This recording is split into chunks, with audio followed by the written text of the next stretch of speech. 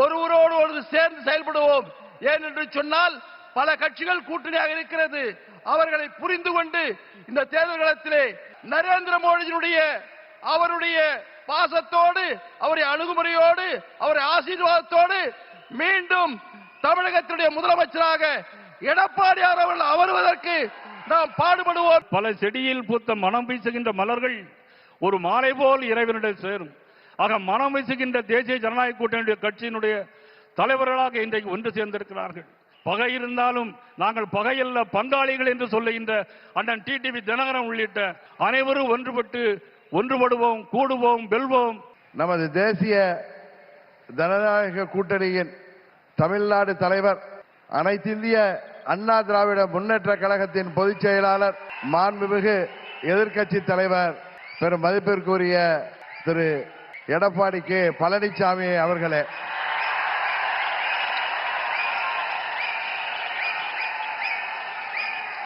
தேசிய ஜனநாயக கூட்டணியை தலைமையேற்றிருக்கின்ற மதிப்பிற்குரிய திரு எடப்பாடி கே பழனிசாமி அண்ணன் அவர்களை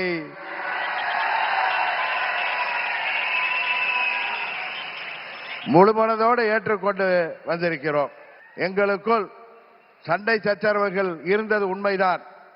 ஆனால் தமிழ்நாட்டின் நலனை கருதியும், அம்மா மக்கள் முன்னேற்ற கழகத்தின் நலனை கருதியும், மாண்புமிகு பிரதமர் அவர்களின் அழைப்பை ஏற்று நாங்கள் எங்கள் மனதிலே இருந்த எல்லா கோபதாபங்களையும் விட்டுவிட்டு 21 நம்மால் முடியாமல் போன அம்மாவின் ஆட்சியை உறுதியாக தமிழகத்திலே ஏற்றிட எந்த ஒரு குழப்பமும் இன்றி, சில பேர் சொல்கிற போல எந்த ஒரு அழுத்தமும் இன்றி அம்மா மக்கள் முன்னேற்ற கழகம் இந்த கூட்டணியிலே எங்களை இணைத்துக் கொண்டிருக்கின்றோம். இன்னும் 2 மாதத்தில் தமிழகத்தின் முதலமைச்சராக வர இருக்கின்ற நம் கூட்டணியின் தலைவர், முன்னாள் முதலமைச்சர் மரியாதைக்குரிய திரு எடப்பாடி பழனிசாமி அவர்களே, அம்மா மக்கள் முன்னேற்ற கழகத்தினுடைய பொதுச் செயலாளர், மதிப்புக்கும் மரியாதைக்கும் உரிய சகோதரர் திரு டிடிவி தினகரன் அவர்களே, நம்மை எதிர்ப்பவர்கள் எத்தகைய வஞ்சக நெஞ்சம் கொண்டவர்களாக இருந்தாலும், தீயவர்களாக இருந்தாலும், உரிய காலத்தில் உரிய இடத்தில் உரியவர்களோடு ஒன்றிணைந்து உறுதியாக செயல்பட்டால் வெற்றி என்பது நிச்சயம். அத்தகைய தருணம் இப்பொழுது நமக்கு கிடைத்துள்ளது. நம்முடைய கூட்டணி இந்த தேர்தலிலே 210 இடங்களிலே வெல்லும், பெரும்பான்மையான இடங்களிலே வெல்லும். அண்ணா திமுக ஆட்சி அமைக்கும். தமிழ் சகோதர சகோதரிகளே वणक्कम। इसका एक बहुत स्ट्रांग मैसेज पूरे तमिलनाडु में जा रहा है, पूरे देश में जा रहा है। मैसेज ये, तमिलनाडु अब बीजेपी एनडीए की सरकार चाहता है। தமிழ்நாடு இப்போது பிஜேபி என்டிஏவின் அரசினை விரும்புகிறது.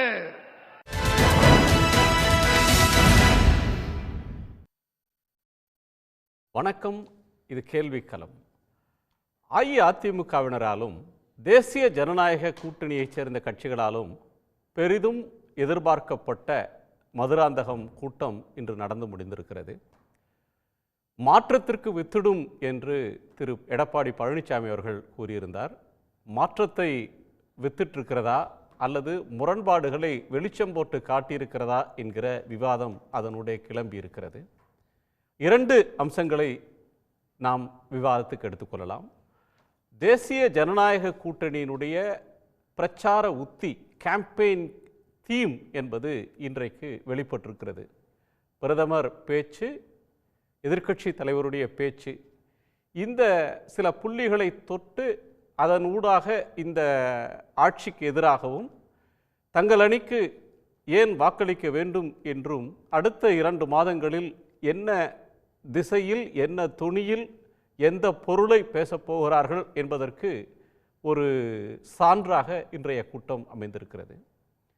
அதிமுக ஆட்சி என்று திரு பழனிசாமி அவர்களும் அதிமுக என்ற வார்த்தையே சொல்லாமல் பாஜக தேசிய ஜனநாயக கூட்டணியின் ஆட்சியை தமிழ்நாடு விரும்புகிறது என்று பிரதமர் மோடியும் சொல்வது இன்னமும் கூட்டணி ஆட்சி என்டிஏ ஆட்சி என்பதில் பிஜேபி தெளிவாக இருக்கிறது. எடப்பாடி பழனிசாமி அவர்களை மேடையில் வைத்துக்கொண்டே பிரதமர் அவ்வாறு சொன்னது என்பது முரண்பட்ட நிலைப்பாடு இரண்டு கட்சிகளுக்கும் இருக்கின்றன என்று நாம் பொருள் கொள்ள வேண்டுமா என்கிற கேள்வியை எழுப்பியிருக்கிறது. அது மட்டுமல்லாமல் டபுள் என்ஜின் சர்க்கார் என்று பிரதமர் சொல்லியிருக்கிறார். அதை டப்பா சர்க்கார் என்று முதலமைச்சர் திரு மு.க. ஸ்டாலின் இன்று விமர்சித்திருக்கிறார். ஒன்றியத்தில் டெல்லியில் எந்த கட்சி ஆள்கிறதோ அதே கட்சி தமிழ்நாட்டிலும் மாநிலத்திலும் இருந்தால் அதன் வேகம் இரட்டிப்பாக இருக்கும், வளர்ச்சி இரட்டிப்பாக இருக்கும் என்பது அவருடைய வாதம். அதற்கு எதிர்கேள்வி எழுப்பியிருக்கிறார் மாண்புமிகு தமிழ்நாட்டுடைய முதலமைச்சர். பிஜேபியே 2 இடங்களிலும் ஆள்கிற உத்தரப்பிரதேசம், மத்திய பிரதேசம், என்டிஏ ஆள்கிற பீகாரின் வளர்ச்சியை விட, டபுள் என்ஜின் ஆட்சிகள் நடக்கிற மாநிலங்களின் வளர்ச்சியை விட அந்த ஆட்சியை நிராகரித்த தமிழ்நாடு, கர்நாடகா, மேற்கு வங்கம், தெலுங்கானாவின் வளர்ச்சி அபரிமிதமாக இருக்கிறது என்று சுட்டிக்காட்டியிருக்கிறார். அந்த அம்சங்களை நாம் பேசப்போகிறோம். அஇஅதிமுகவுக்கு மோடியின் பேச்சு என்பது ஒரு ராஜபாட்டை அமைத்து தருவதா அல்லது செக் வைக்கக்கூடிய ஒன்றா என்பது கேள்வி. நம்மோடு அஇஅதிமுகவின் செய்தி தொடர்பாளர் திரு ஜவஹர் அலி அவர்கள், பத்திரிகையாளர் திரு CS கோட்டீஸ்வரன் அவர்கள், மூத்த IAS அதிகாரி ஓய்வு பெற்ற திரு பாலச்சந்திரன் அவர்கள், பத்திரிகையாளர் திரு சபீர் அகமது அவர்கள், இவர்களோடு திமுகவின் செய்தி தொடர்பாளர் திரு கன்ஸ்டான்டைன் ரவீந்திரன் இணைய இருக்கிறார். அனைவருக்கும் வணக்கம். நான் சபீரோட முதற் பார்வை கேட்குறேன். இந்த கூட்டம் அப்படின்றது என்ன செய்தியை சொல்லியிருக்கு? என்டிஏவோட ஸ்ட்ரென்த்தை, எங்கள் ஸ்ட்ரென்த் என்னன்னு பறைசாற்றுவோம் அப்படின்னு சொன்னாங்க. சப்ஸ்டன்ஸ், அந்த கூட்டத்தோடைய எழுச்சி இருந்ததா, கெமிஸ்ட்ரி இருந்ததா, தனிப்பட்ட கணக்குகள் வெளிப்பட்டுச்சா, அரித்மெட்டிக் இருந்ததா, கெமிஸ்ட்ரி இருந்ததான்னு சொல்லுவாங்களே அது வெளிப்பட்டதா? இந்த கூட்டம் என்ன மெசேஜை சொல்லியிருக்கு? உங்கள் பார்வை என்ன சபீர்? பொதுவாக ஒரு கூட்டணி அமைத்து விட்டோம், அந்த கூட்டணி ஒரு பிரம்மாண்டமான கூட்டணி அப்படின்னு சொல்லக்கூடிய நிலையில் ஒரு கூட்டம் என்பது நடக்கிறது அப்படின்னா, இதுவரைக்கும் நாம் பார்த்திருப்பது, யார் மாநிலத்தில் இந்த கூட்டணியை வழி நடத்துகிறார்களோ, யார் மாநிலத்தில் வலுவான ஒரு இயக்கமாக இருக்கிறார்களோ, வலுவான கட்டமைப்போட ஒரு கட்சியாக இருக்கிறதோ, அந்த கட்சியோடைய பிளாட்ஃபார்மில் தான் அந்த அறிவிப்பு என்பது வெளியாகும். கடந்த காலங்கள்லாம் அதிமுகவுடைய மேடைகள்ல இருந்தெல்லாம் இந்த முழக்கங்கள் அப்படின்றது வந்திருக்கிறது. இப்போ பிரதமர் வருகிறார் அப்படின்னும் போது முழுக்க முழுக்க இது பிஜேபியோடைய ஒரு ஷோ, பிஜேபி ஒருங்கிணைத்திருக்கக்கூடிய ஒரு கூட்டணி, பிஜேபியா எடுத்திருக்கக்கூடிய முயற்சியால் உருவாக்கப்பட்டிருக்கிறது இந்த கூட்டணி அப்படின்ற ஒரு ஒரு விஷயத்தை தான் கன்வே பண்ற மாதிரி இந்த கூட்டம் என்பது அமைந்திருக்கிறது. நீங்க ஒரு பக்கம் அஇஅதிமுக பொதுச் செயலாளர் EPS அமர்ந்திருக்கிறார். அதுக்கப்புறம் சமீபத்தில் அவருக்கு பிரச்சனைகள் எல்லாம் அரசியல் ரீதியாக இருந்த பிரச்சனைகள், கருத்து முரண்பாடுகள் எல்லாத்தையும் ஒதுக்கி வைத்து விட்டு திரு TTV தினகரன் அவர்கள் வருகிறார். அதுக்கப்புறம் இன்னொன்று பாமக தரப்பிலிருந்து திரு அன்புமணி ராமதாஸ் அவர்கள் வந்திருக்கார். ஒன் ஃபேக்ஷன் ஆஃப் PMK அப்படின்னு கூட வச்சுக்கலாமே நம்ம.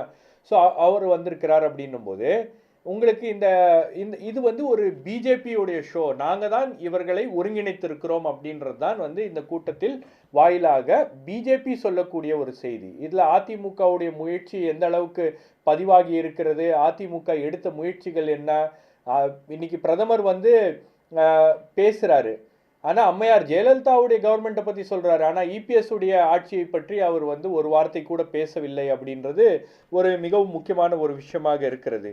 இன்னொரு விஷயம் பார்த்தீங்கன்னா, இது வந்து பிஜேபி உருவாக்கிய ஒரு கூட்டணி, இது பிஜேபி முயற்சியால் உருவாக்கப்பட்ட ஒரு கூட்டணி அப்படின்றது தான் மீண்டும் மீண்டும் அழுத்தம் திருத்தமாக சொல்லப்படுகிறது. ரெண்டாவது வந்து NDA கவர்மெண்ட் அப்படின்றாங்க. அதாவது டபுள் இன்ஜின் சர்க்கார் அப்படின்னா, நீங்க வட இந்தியாவில் பேசும்போது, இப்போ உதாரணத்துக்கு யூபிலேயோ மத்திய பிரதேசத்திலேயோ டபுள் இன்ஜின் சர்க்கார் அப்படின்னா ஒன்றியத்திலும் பாஜக ஆட்சி, மாநிலத்திலும் பாஜக ஆட்சி அப்படின்னு பேசுவாங்க. அப்போ இங்கே அந்த டபுள் இன்ஜின் சர்க்காருக்கான அர்த்தத்தை திரு மோடி அவர்கள் மாற்றி இருக்கிறார். நீங்க ரொம்ப உன்னிப்பா கவனிச்சீங்கன்னா, பாஜக ஆட்சி அண்ட் என்டிஏ கவர்மெண்ட் அப்படின்றாரு. தமிழ்நாட்டுல என்டிஏ கவர்மெண்ட். இந்த புள்ளிதான் மிக முக்கியமான ஒரு விஷயம் சபீர். அப்படின்றாரு. அதாவது பிரதமர் இதுவரையிலும் திரு அமித்ஷா வந்து என்டிஏ ஆட்சி அப்படின்னு சொல்லியிருக்கிறாரு. மற்றவர்கள்லாம் NDA coalition government or NDA சர்க்கார் அப்படின்னு சொல்றப்ப அவங்க கூட்டணி ஆட்சியை சொல்லல, ஏடிஎம்கே ஆட்சியை தான் அப்படி சொல்றாங்க. ஏடிஎம்கே என்டிஏல இருக்கிறதுனால என்டிஏ ஆட்சினாலும் ஏடிஎம்கே ஆட்சியை தான் அது குறிப்பிடுது அப்படின்னு திரு பழனிசாமி அவர்கள் விளக்கம் கொடுத்துட்டு இருந்தார். ஆனா இன்னைக்கு பிரதமர் இல்ல எக்ஸாக்டான வார்த்தைகளே போடுறார். BJP NDA Sarkar, BJP NDA ஆட்சி அமைய மக்கள் விரும்புகிறார்கள் சொல்றாரு. ஒரு கேட்டகாரிக்கல் மெசேஜ் இன்னைக்கு சொல்லிட்டாரு. ஏடிஎம்கே கவர்மெண்ட்ன்றது இல்ல, எங்க கவர்மெண்ட்டும் சேர்ந்துதான் பிஜேபிக்கும் அதிகாரம் இருக்கும் அப்படின்னு சொல்றாரா? அது ஏடிஎம்கே சொல்ற செய்தியா பொதுவாவே நிச்சயமா தயார்படுத்துறாங்க? இல்ல பொதுவாவே அந்த மனநிலைக்கு தயார்படுத்துகிறார்கள். நீங்க அதிமுக இப்ப எங்க கண்ட்ரோல்ல இருக்கு, பாஜகவுடைய கண்ட்ரோல்ல இருக்கு அப்படின்றத ரொம்ப வெளிப்படையாகவே இன்னைக்கு வந்து அதை ப்ரொஜெக்ட் பண்ணி காமிச்சிட்டாங்க. நீங்க இந்த கூட்டணி அமைந்ததே கடந்த 2 வாரத்துக்கு முன்னாடி பாத்தீங்கன்னா இந்த ஒருங்கிணைப்பு இந்த மற்ற விஷயங்கள்லாம் வந்து இவ்வளவு வேகமாக நடக்கவில்லை. பிரதமருடைய தமிழக வருகை தேதி குறிப்பிட்டதுக்கு பிறகு இந்த கூட்டம் நடக்கிறது. இந்த கூட்டத்தில் ஒரு மிகப்பெரிய ஷோவாக இது இருக்க வேண்டும். இது வந்து பிஜேபியுடைய ஷோவா இருக்கணும், அதே மாதிரி அது என்டிஏ உடைய ஷோவாக இருக்கணும். நாம் ஒருங்கிணைத்த ஒரு கூட்டணி அப்படின்றது தான் வந்து அவங்க சொல்லணும் அப்படின்றத ரொம்ப தெளிவா பிளான் பண்ணி அதை எக்ஸிக்யூட் பண்ணியிருக்காங்க.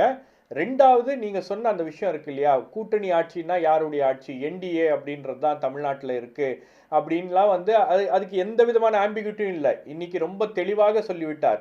ஒன்றியத்தில் பாஜக ஆட்சி, மாநிலத்தில் என்டிஏ ஆட்சி. என்டிஏனா இந்த மேடையில் இருக்கக்கூடியவர்கள் எல்லாம் ஒன்றிணைத்து தான் என்டிஏ. அந்த மேடையில ஒரே ஒருத்தர் தான் வந்து இன்னும் 2 மாதங்களில் முதலமைச்சராக முதலமைச்சராகக்கூடிய முதலமைச்சர் யார் அப்படின்றதுல கூட அவங்களுக்கு மாற்று கருத்து இல்லாம இருக்கலாம்.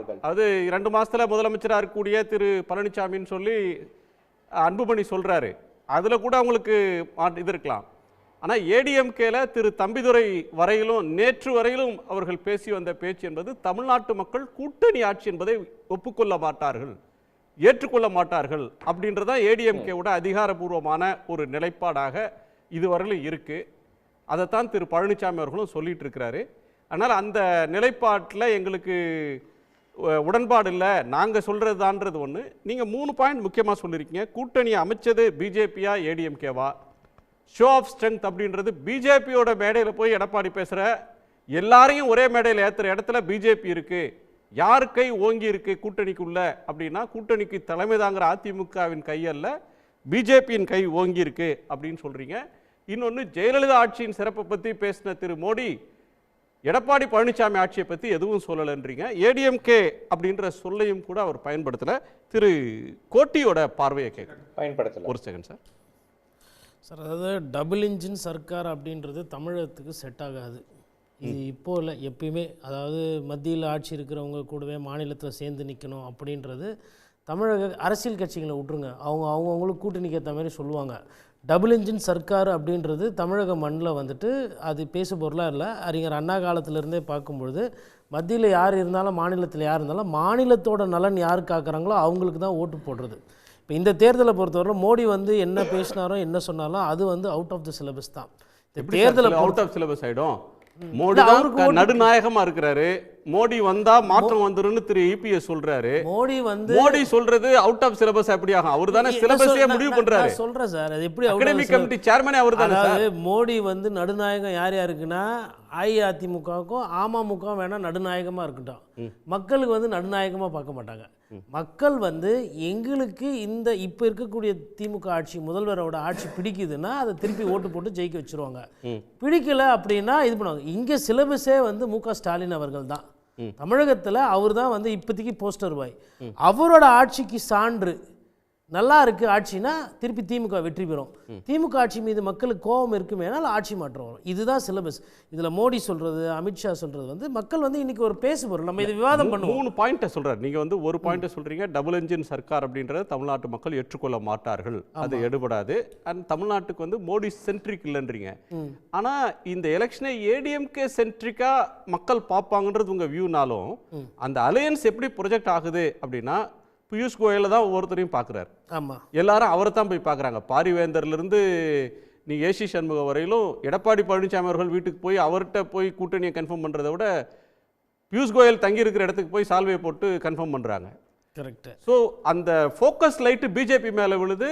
காந்தம் ஈர்க்கிற காந்தமாக பிஜேபி இருக்கிறது சார். இதில் வெளிப்படுது. காந்தத்தை விட பிஜேபி கிட்ட ஒரு சில துறைகள் இருக்குது. அந்த துறைகள் தான் முக்கியம். அமலாக்கத்துறை, சிபிஐ, இன்கம் டேக்ஸு, அது எதை காந்தகமாக்குது, எதை அதை அட்டாக் பண்ணுதுன்றது நம்ம போக பார்க்கணும். ஏன் பியூஷ் கோயல் வந்து போய் பார்க்குறாங்கன்னா அவங்க 2 பேருக்குள்ள வாய்க்கா தகராறாயிடுச்சு. இன்றைக்கி தானே ஒன்றா 2 பேரும் பேசுகிற மாதிரிலாம் ரொம்ப நாள் கழிச்சு சேர்ந்து சந்திக்கிற ஒரு நிகழ்வுகள்லாம் நடந்திருக்கு. மேபி இனிமேல்ட்டு வரும். இதில் ரொம்ப முக்கியமானது என்னென்னா, நீங்கள் கேட்டிங்க அந்த கெமிஸ்ட்ரி அரித்மெட்டிக், அது ரொம்ப முக்கியம். மோடி அவர்கள் வந்து தமிழ்நாட்டில் வந்து அவர் போடுற அந்த அரித்மெட்டிக்கு கெமிஸ்ட்ரின்றதுக்கு இங்கே எப்பயுமே வந்து இடம் இல்லை, மோடியா லேடியான்றதை தாண்டி. அதனால் அவங்க என்ன பண்ணுறாங்க, இப்போ 2 நாளைக்கு முன்னாடி வானதி சீனிவாசன் என்ன சொன்னாங்க, முதல்வரோட வேட்பாளர் வீட்டுக்கு சாப்பிட வந்திருக்கிறேன்றாங்க. அதனால் இவர் இன்றைக்கி வந்தார், 1 மணி நேரம் இருந்தார், அதில் 25 நிமிஷம் பேசினார், டாடா பை பை காட்டிட்டு போனார். நான் இன்றைக்கி நடந்த கூட்டத்தை நான் எப்படி பார்க்குறேன்னா, பிரதமர் வந்து காலையில் வரதுக்கு முன்னாடியே தமிழகம் போகிறேன் என்டிஏ கூட்டம்ன்றாரு. காலையிலே வந்து முதல்வர் ஆரம்பிச்சிட்டாரு. அதாவது முதல்வர் வந்து சீரியஸாக பாலிடிக்ஸ் பண்ணுறாங்க. அதாவது பிரைம் மினிஸ்டர் வந்து வராரு அப்படின்னும் போது சீஃப் மினிஸ்டர் வந்து பிரைம் மினிஸ்டரை நான் எதிர்க்கிறேன், அவரோட கொள்கையோ அவரோட கட்சியை நான் எதிர்ப்பேன் அப்படின்னு சொல்லி காலையில் ட்வீட் போகிறாரு. அவரும் வந்தவொடனே சிஎம்ஐ பற்றி பேசுகிறாரு. இங்கே இருக்கக்கூடிய ஆட்சியில் ஒரு சில பிரச்சனைகள் இருக்குது, அதை கோடிட்டு காட்டுறாரு. நான் வந்தால் என்ன பண்ணுவேன் அப்படி இப்படிலாம் சொல்கிறாரு. ஆனால் அவர் வந்து கொடுக்க வேண்டிய இடத்துல இருக்கார் பணம். அந்த பணப்பற்றாக்குறை என்பது இங்கே இருக்கிற ஒரு பிரச்சனை தான். மத்திய அரசு எதுவாக இருந்தாலும் கொடுக்கல. குறிப்பாக பாஜக மீது நிறைய விமர்சனம் இருக்குது. அதையுமே இன்றைக்கி பிரதமர் முதலமைச்சர் போட்டிருக்காரு. அதே மாதிரி திருப்பி பிரதமர் பேசி முடித்த உடனே சிஎம் அதுக்கு ரியாக்ட் பண்ணுறாங்க. அப்போ நான் என்ன புரிஞ்சுக்கிறேன்னா, களம் என்பது அதிமுக தலைமையில் இருக்கிற என்டிஏ கூட்டணிக்கும் இல்லை திமுக தலைமையில் அதில் அங்கம் வகிக்கிற மற்ற கூட்டணி கட்சிகள் காங்கிரஸ் உட்பட இந்த 2 டீமுக்குள்ள சீரியஸான பாலிடிக்ஸை அவங்க எடுக்கிறாங்க. இல்லை, ஏடிஎம்கே அப்படித்தான் இருக்கும். ஆளுங்கட்சி எதிர்க்கட்சியை நோக்கி பாயும், எதிர்க்கட்சி ஆளுங்கட்சியை நோக்கி பாயும். மற்றவர்கள் இவங்க 2 பேரையும் தங்களுக்கான ஸ்பேஸ்க்கு அவங்க வந்து முயற்சி பண்ணுவாங்க. ஆனால் இந்த ஹோல் எபிசோடு என்டிஏவுடைய இன்றைய கூட்டத்தில் ஏடிஎம்கே தன்னுடைய ப்ராமினன்ஸ் பொதுவாக ஒரு கூட்டணிக்கு தலைமை தாங்கிற சக்தியை சுற்றி தான் அதை சுற்றி தான் ஆறாக இருக்கும். அவங்க என்ன பேசுகிறாங்கன்றதான் பார்ப்பாங்க, அவங்க உடல் மொழி என்னன்னு பார்ப்பாங்க, அவங்க என்ன வியூகத்தை சொல்கிறாங்கன்னு பார்ப்பாங்க. ஏடிஎம்கே ஒரு பேக் சீட்டுக்கு போய் அவங்களுடைய முக்கியத்துவத்தை கொஞ்சம் மட்டம் தட்டி பிஜேபி மேலே எழுந்து வர்றது மாதிரி ஒரு தோற்றம் புலப்படுது. அது சரிதானா? இல்லை சார், அது தோற்றம் புலப்படுது, அது சரிதானா? அது சரி அல்ல. தமிழக அரசியலில் பாஜகவை நீங்கள் முன்னிறுத்தீங்கன்னா உங்களுக்கு வெற்றி கிடைக்காது. தமிழக அரசியலில் கருத்து முன்னிறுத்துறாங்களா இல்லையா? இல்லை சார், அது முன்னிறுத்த தான் செய்வாங்க. ஏன்னா 2 அமைச்சர் இருக்கிறாங்க, மத்திய அமைச்சர் இருக்காங்க, பிரதமர் வராங்க. அவங்க கட்சி வளர மாட்டேங்குது. அவங்க கட்சியை வளர்க்கணுன்ற அந்த ஆசை நியாயம். நீங்கள் சொல்லுங்கள், கிட்டத்தட்ட 2 லட்சம் பேருக்கு மேலே கூட்டினதா சொல்கிறாங்க. அது 2 லட்சமோ இல்லை 20,000மோ வச்சுக்கோங்க. அந்த கூட்டத்தை கூட்டுற சக்தி வந்து தமிழக பாஜகக்கு இன்னைக்கு இருக்கா? கிடையாது. பாட்டாளி மக்கள் கட்சியிலேருந்து போயிருக்கிறாங்க. அஇஅதிமுக 3 நாளாக வேலை செய்கிறாங்க. 3 பேர் இன்னைக்கு நோட்டபிள் அப்சன்டீஸ். ஒருத்தர் டாக்டர் ராமதாஸ். இல்லை, டாக்டர் ராமதாஸ் கூட்டணியே வரலீங்களா? அதான் அவர் இல்லை. அவர் வந்து மாம்பழத்தை ஏன் நீங்கள் அங்கே பயன்படுத்தினீங்க, இது வந்து தர்மம் இல்லை, கண்டனத்துக்குரியது, சட்டவிரோதம் அப்படின்னு கண்டிக்கிறார். இன்னொருத்தங்க பிரேமலதா, 3வதா கிருஷ்ணசாமி. கிரீஷ் சோடங்கர் காங்கிரஸுடைய மேலிட பொறுப்பாளர் வந்து திமுக இன்னும் எங்களை கூட்டணி பேச்சுவார்த்தைக்கு அழைக்கலை, இன்னும் முறைப்படியான பேச்சுவார்த்தைக்கு அவங்க அழைப்பு காத்திருக்கிறோம், அவங்கள்ட்ட போய் எங்கள் டிமாண்ட் என்ன வேணுன்றது நாங்கள் பேசுவோம்னு சொல்கிறார். திமுகவுக்காக அவங்க காத்திருக்கிறாங்க.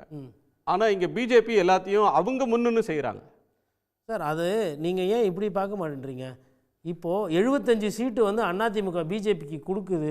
அதில் ஒருவேளை அவங்க 40 சீட்டு ஜெயிக்கிறாங்க, 50 சீட்டு ஜெயிக்கிறாங்கன்னா ஆட்சியில் பங்கு, அதிகாரத்தில் பங்கு, கூட்டணி ஆட்சியெலாம் பேச போகிறோம். கொடுக்க போகிறது 25 சீட்டா 30 சீட்டா, அதில் அவங்க எத்தனை ஜெயிக்க போகிறான்னு தெரில. ஒருவேளை அவங்க 15 சீட்டு ஜெயிச்சுட்டு இவங்களுக்கு ஒருவேளை மெஜாரிட்டி கிடைக்கல அப்படின்னா அன்றைக்கி அந்த வாதம் சரி. அது என்டிஏ கவர்மெண்ட் அவங்க தானே பேசுகிறாங்க. இல்லை இல்லை, நீங்கள் அவங்க பேசுகிறாங்க. ஏடிஎம்கே உடைய பொதுக்குழுவும் செயற்குழுவும் கூடி வலிமையான கூட்டணி அமைப்பதற்கான எல்லா வியூகங்களையும் வகுக்கிறதுக்கு எடப்பாடி பழனிசாமி அவர்கள் அதிகாரம் கொடுத்தாங்க. வாக்காளர் வந்து இவ்வளோ காம்ப்ளெக்சிட்டியா, இதுவா அதுவா அதுக்குள்ள அதுவா அப்படிலாம் வாக்காளர்கள் போக மாட்டாங்க. வாக்காளரை பொறுத்தவரையிலும் முதல்வர் யாருன்றது தான் அவங்களுக்கு ஃபர்ஸ்ட் கேள்வி. அப்படி பார்க்கும்போது போட்டி என்பது மு.க. ஸ்டாலின் அவர்களுக்கும் எடப்பாடி பழனிசாமி அவர்களுக்கு தான் இருக்கும். இதுல வந்து மற்ற விஷயங்கள் வந்து நம்ம பத்திரிகையாளர் என்ற முறையில் அதை டீகோட் பண்ண முயற்சி. பிஜேபியோட டேர்ம்ஸ்ல தான் அலையன்ஸே ஃபைனலைஸ் ஆகுது. அவங்க தான் எல்லாத்தையும் பண்றாங்க. ஆனா மக்கள் பிஜேபியை பார்க்கவே மாட்டாங்க. இல்ல பிஜேபி இயக்குவதை பற்றி கவலைப்பட மாட்டாங்க. அப்படி ஒரு சார்பு பேசுவாங்க. எம்கேஎஸ் வெர்சஸ் சிபிஎஸ் மட்டும் தான் பார்ப்பாங்க. அந்த இரட்டை பரிமாணத்துல தான் பார்ப்பாங்கன்றீங்க. இல்ல கடந்த காலத்துல அப்படிதானே இருந்திருக்கு. கடந்த காலம் இந்த காலத்து அதே தேர்தல் முடிஞ்சதுக்கு அப்புறம் நம்ம பார்க்கணும். அதே சிலபஸ் கண்டினியூ ஆகுதா இல்ல மாற போகுதா? 21 தேர்தல்ல ஒரே ஒரு குறுக்கீடு. சொல்லுங்க சபீர். இன்னைக்கு நடந்திருக்கக்கூடிய இந்த ஷோ இருக்கு இல்லையா, என்டிஏ உடைய இந்த ஷோ பிரதமரை முன்னிறுத்தி பிஜேபியை முன்னிறுத்தி இந்த ஒட்டுமொத்த தமிழக அரசியல்ல பிஜேபி ஒரு அப்பர் ஹேண்ட் எடுத்துருச்சு. பிஜேபியால ஒரு அம்பர்லா அலையன்ஸை கிரியேட் பண்ண முடியும். பிஜேபி தான் இதற்கு பின்னணியிலிருந்து எல்லோரையும் ஒருங்கிணைத்து அவங்களுடைய அரசியல் கருத்து வேறுபாடுகள் எதுவாக இருந்தாலும் எல்லாத்தையும் ஓரம் ஒதுக்கி வச்சுட்டு நாங்க சகோதரர்களா மேடையில உட்கார்றாங்க.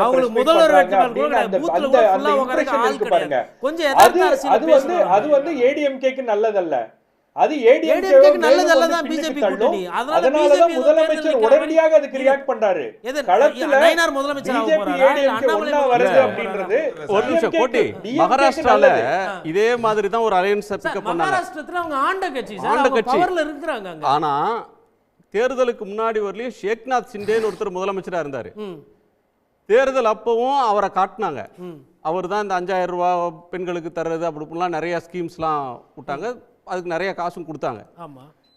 அவங்க கூட்டணியும் பிஜேபி தான் உருவாக்குச்சு. அஜித் பவாரை கொண்டு வந்தாங்க, இவரை கொண்டு வந்தாங்க. கடைசியா ஆட்சி கவர்மெண்ட் வந்த உடனே ஏக்நாத் சிண்டே துணை முதலமைச்சர் ஆயிட்டாரு, அவர் முதலமைச்சர் ஆயிட்டாரு. சார் நீங்க யதார்த்தத்துக்கு வாங்க. இப்போ இது மகாராஷ்டிரத்துக்கு தேர்தல் நடக்குதா ஒண்ணு. ரெண்டாவது சரி இப்ப ஏக்நாத் சிண்டேவா யாரு வருவா போல அப்படி நீங்க பேசுறீங்கன்னா பேசலாம்.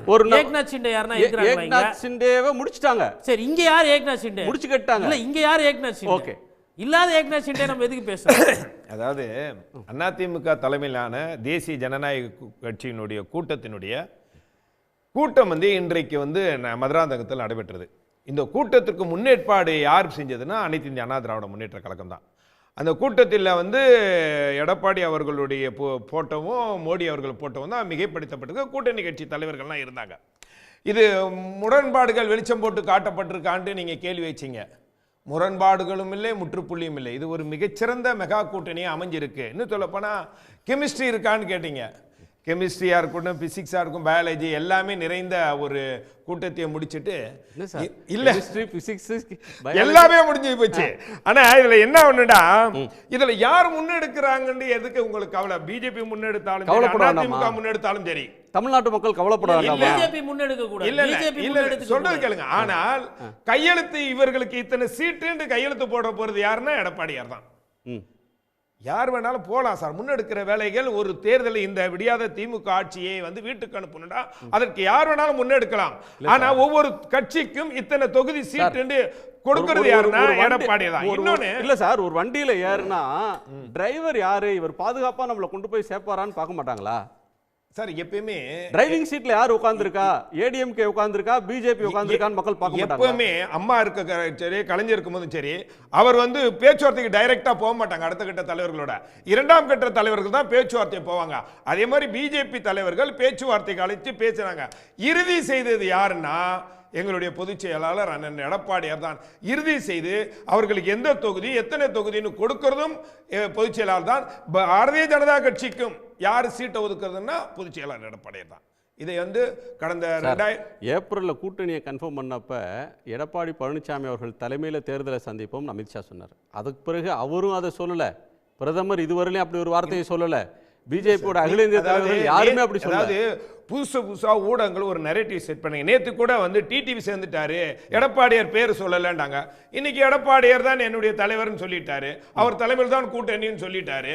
அதாவது இப்போ ஒரு சமயத்தில் சொன்ன ஏற்கனவே உறுதி செய்யப்பட்டு இறுதி செய்யப்பட்டது என்னடா, அதிமுக தலைமையிலான தேசிய ஜனநாயக கூட்டணியுடைய தலைவர் எடப்பாடியார், அவர்தான் தமிழகத்தினுடைய முதலமைச்சர் என்பதை இறுதி செய்யாச்சு. இன்றைக்கு எங்களுடைய பொதுச்செயலாளர் எடப்பாடியார் அந்த கூட்ட மேடையிலே பேசுறார். அதிமுக தலைமையில் தான் கூட்டணி, அதிமுக தலைமையில் தான் மந்திரி சபை.